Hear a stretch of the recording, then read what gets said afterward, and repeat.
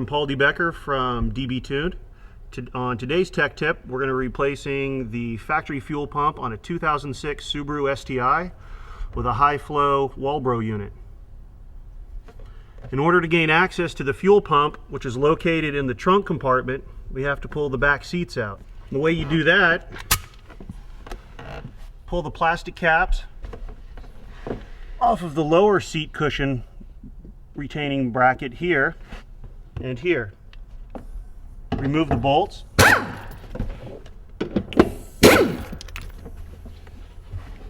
Lift the seat out.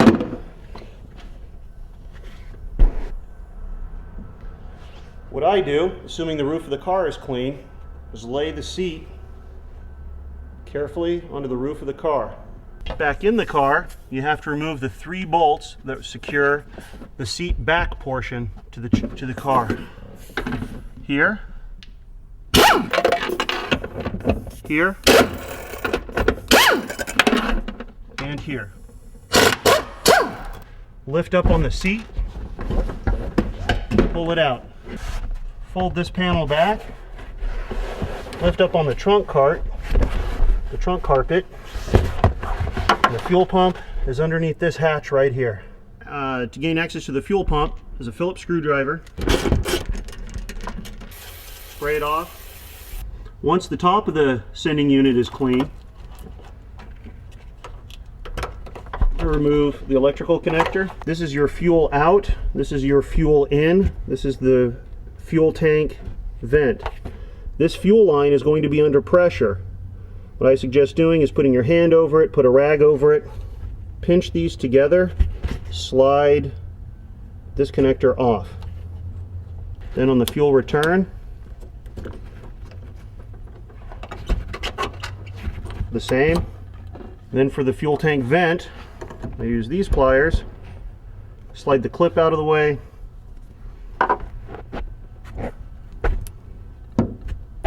gently twist it to break the seal. And I use a trim rivet tool to push the hose off. If you don't have this, you can carefully use needle nose pliers to turn and pull off. You have to be very careful so you don't puncture a hole into this vent line. Once you've disconnected all the hoses and the electrical connector, using an 8mm ratchet and a socket, remove all of those little nuts. Be very careful not to drop one down in here. If you can't see it, chances are it's stuck on top of the fuel tank, and the only way to get to it is to either buy a new one or drop the fuel tank to get it. Once all the 8mm nuts have been removed, you have to lift this support bracket out.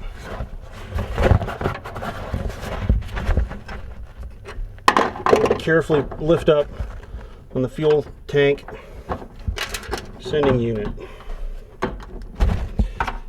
You have to be careful not to damage the rubber gasket between the bottom of the sending unit and the top of the fuel tank. If you damage that, you'll have to replace it when removing the tank sending unit from the car. Be careful not to damage the fuel temperature sensor or the fuel level sensor. It is pretty flexible, so it can take some movement, but still be very careful. The next step, once you have the in-tank fuel gauge, fuel pump, fuel filter assembly out, is to remove the plastic bellows. There are a couple of these clips, these barbed clips that hold this on. What I do is I open this up, pull the fuel temperature sensor out, carefully set it down. Using your Phillips screwdriver, remove these 2 screws.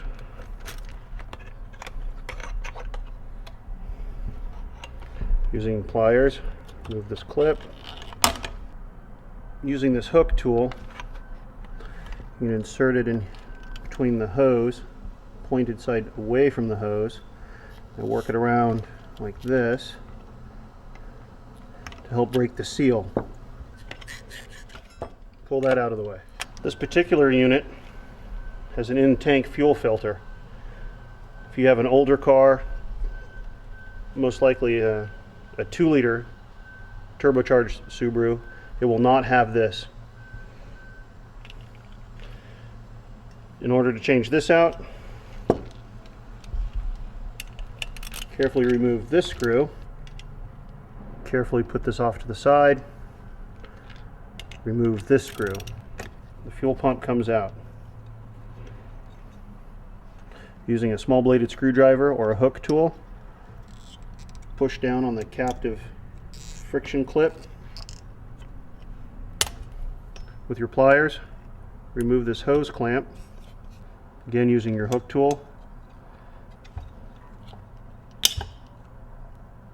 The hook between the hose and the fuel pump nipple to break the seal. That's the fuel pump. When you purchase a Walbro fuel pump, you'll most likely either get with the fuel pump or at an additional cost an install kit. What the install kit comes with is another pre-filter screen bag, a section of fuel rated hose, 2 of these horrible worm clamps. And I say horrible because they can't put constant tension on the rubber as these spring-loaded clamps do. As the rubber flows underneath the clamp, these clamps will always put tension on it. These hose clamps will not. I throw these away. You get a new rubber isolator that fits the contours of the Walbro fuel pump. And most importantly, you get a new lock washer. This little tiny lock washer will hold the filter screen onto this post. You'll notice that with the new filter screen, the neck is much shorter than the factory one. Do not use the new one. If you use the new one, when you get to a low fuel level, you'll experience fuel cut because the fuel pump won't be able to suck fuel out of the fuel tank. Again, I take this part and I dispose it. The fun part is removing this spring clip so you can reuse this filter bag. The way I do it is, again, using with my hook tool, carefully bend the metal tabs up. You only have to do about 2 or 3 of them. And sometimes, if you're lucky, you can get this whole clip off and reuse it. Usually that doesn't work. And since I have a new one, I don't care if I destroy that one. With the clip off, pull the filter bag off, put it onto the new fuel pump. The new retaining ring fits over the post. With the ring held in place, I'm using a small socket. This is a 5mm socket to push it in place. With that in place, the filter bag won't fall off.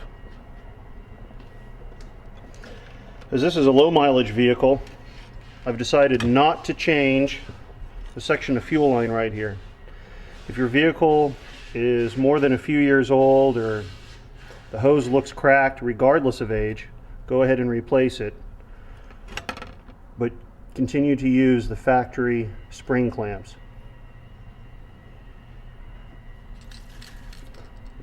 I use a little bit of the parts cleaner to put on here, put on the nipple.